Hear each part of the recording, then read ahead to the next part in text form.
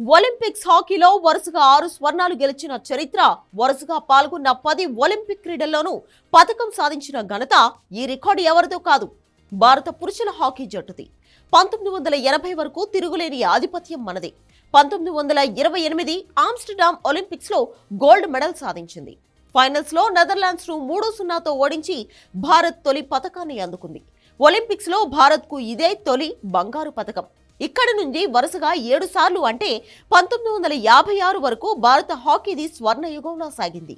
ప్రతి ఒలింపిక్స్ లో మనమే ఫేవరెట్. మిగిలిన జట్లు స్వర్ణంపై ఆశలు వదిలేసుకుని మిగిలిన మెడల్స్ కోసమే ప్రయత్నించేవి అంటే మన ఆధిపత్యం ఎలా సాగిందో అర్థం చేసుకోవచ్చు. 1960 రోమ్ ఒలింపిక్స్ లో భారత్ జోరుకు బ్రేక్ పడి రజతంతో సరిపెట్టుకోవాల్సి వచ్చింది. అయితే 1964 టోక్యో ఒలింపిక్స్ లో పాకిస్తాన్ ను ఓడించి ప్రతీకారం తీర్చుకోవడం ద్వారా మళ్లీ స్వర్ణాన్ని ముద్దాడింది. 1968, 1972 ఒలింపిక్స్ లో వరుసగా కాంస్యాలతో సరిపెట్టుకున్న భారత హాకీ జట్టు మళ్లీ 1980 మాస్కో వేదికగా జరిగిన విశ్వ క్రీడల్లో స్పెయిన్ ను ఓడించి గోల్డ్ కొట్టింది. అయితే ఆ తర్వాత క్రమంగా భారత హాకీ జట్టు తన ప్రాభవాన్ని కోల్పోయింది. చాలాసార్లు ఒలింపిక్స్ కూడా అర్హత సాధించని పరిస్థితి. ఇలాంటి పరిస్థితి నుంచి మళ్లీ పునర్వైభవం దిశగా 2021లో తొలి అడుగు పడింది.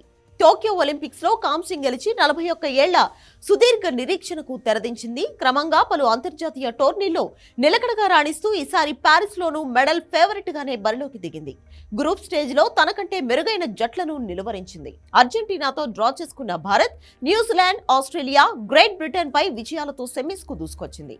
సెమీస్ లో జర్మనీపై ఓడిన కాంస్య పతక పోరులో మాత్రం అద్దరు కొట్టింది. పటిష్టమైన స్పెయిన్ కు షాక్ ఇస్తూ మెడల్ అందుకుంది. ఈ ఒలింపిక్స్ విజయాల్లో captain Harmanpreet, goal keeper Sreejesh కీలక పాత్ర పోషించారు.